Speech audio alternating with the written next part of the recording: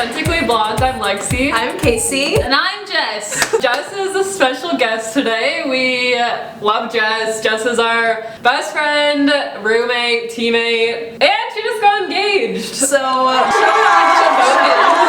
and before we get started, we're sorry for last week's vlog. It was kind of raw. It was a rough one. But we're back. We're healthy, we're better than ever, and today we wanted to talk about meaningful conversations. And we were thinking about it because we're like, who could we have on here that just like really exemplifies what it is to have a meaningful conversation? And we're like, obviously Jessica. Jess is probably like the person that either of us would go to have a meaningful conversation. Like, she's always there to say, how are you? How are you actually doing? And just get to the bottom of it, of what's going on in life and how can she be there for you. And so yeah, why don't you tell us what you think it means to have a meaningful conversation with someone? I think a meaningful conversation is when you really are genuinely trying to create space to connect with another person. Like, you're not setting forth your agenda first, but you're kind of just opening yourself to being present to the other person. Like, you don't have, like I said, there's no agenda to say anything or to hear anything or to extract any information from the other person, but you're really just present there and you're trying to talk to them, ask them how their day is. And I know there's a lot of people that say, I don't like small talk, I just want to get to the like nitty-gritty conversation. And I am one of those people, but there's also a time and a place to start the conversation with small talk, then say like, what do you care about? Like, on my first date with my now fiance, I was like, hey, mister, what are your dreams? Like, what's up? You want some coffee? What are your dreams? And he got like, kind of scared, but it worked out. We're doing okay now. Obviously, it worked out. But I think, yeah, meaningful conversation starts with just trying to be present and open yourself to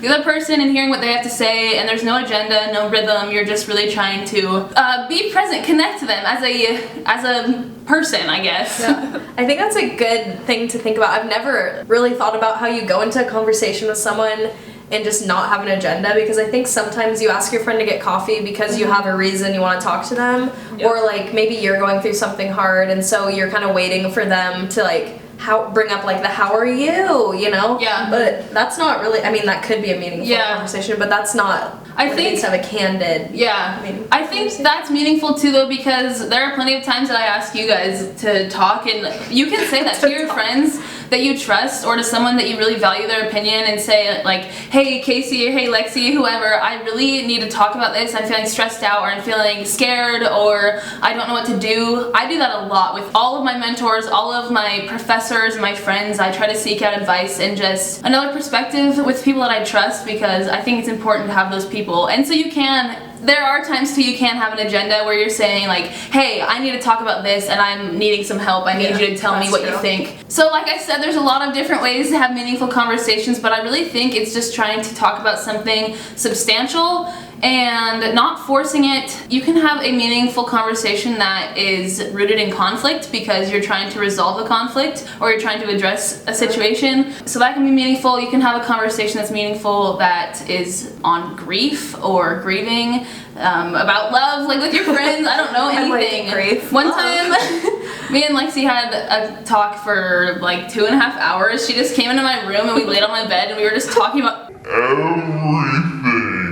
So you talked about like what it means, but why do you think it's important? Like, why should someone pursue meaningful conversations rather than just surface level, how are you doing? Okay, bye. Conversations are valuable, and just being present to someone, like, you're opening your mind and your heart and just like your plan for the day to someone else. Like, you're acknowledging their importance, that their life matters, that you're seeing them, that you are willing to talk to them, and then you're just letting the conversation flow from there. Because one thing with that that I think about a lot is when I'm talking to someone, and I think a majority of people do this, unless you have trained yourself to not, but when you're talking to someone, normally you're trying to think of what you're going to respond to them. And so sometimes I'll check myself, and when I'm talking to Lex or someone, or Casey or whoever, I try to listen and not think about what I'm going to respond with. Like, just be present and just hear what they have to say. I think that's meaningful, and I think that's important, because when we're always trying to figure out what to say next, you're not really hearing the other person. Yeah, I feel like I'm definitely guilty of that. Like, Casey said something, then all of a sudden my mind is only focused on what I want to say back to her, whereas I need to like be fully present in what I'm discussing. Yeah. Yeah, there is a lot of times, I think, like a majority of my life, where I'm not present to the moment I'm living in, especially with social media and with like my busy schedule, what I'm trying to get to next, what I'm trying to get done, that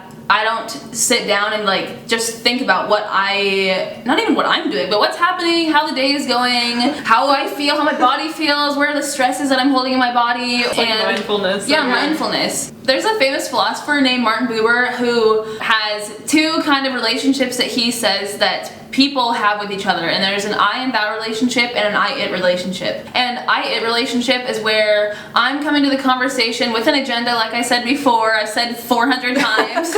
Martin Buber says, I-it relationships is where I objectify the person that I am talking to, or I make them an object, essentially, because I don't see them. I do not open my being to their presence. Like, pretty much the whole philosophy behind this is that people have their inner being, and then there's like the role they have in the world, and there's also an I and thou relationship where two beings are present to each other without judgment, without any preconceived notions of how the relationship should be or how the encounter should be with the other person.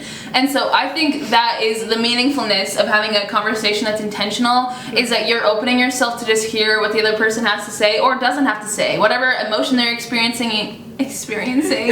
I feel like I did not do any of the stuff we were talking about when I was younger. Like, you know, me and Casey always end with advice to our younger self. Like, do you feel like you were like that, or if you've learned a lot, or would you give your younger self any advice? I kind of feel like I came to college and I was like, wow, there are so many things to learn and to study and opinions to form and beliefs to be had, and I don't know, all of these things. All that being said, the advice I would have to my younger self is not to put any pressure on having meaningful conversations, but I do think it's important to know, like, all growing up, I tried to make myself aware that I didn't know as much as I thought I knew, because my parents and, like, I don't know, you just hear people say, like, you're young, you're so opinionated, you think you know everything.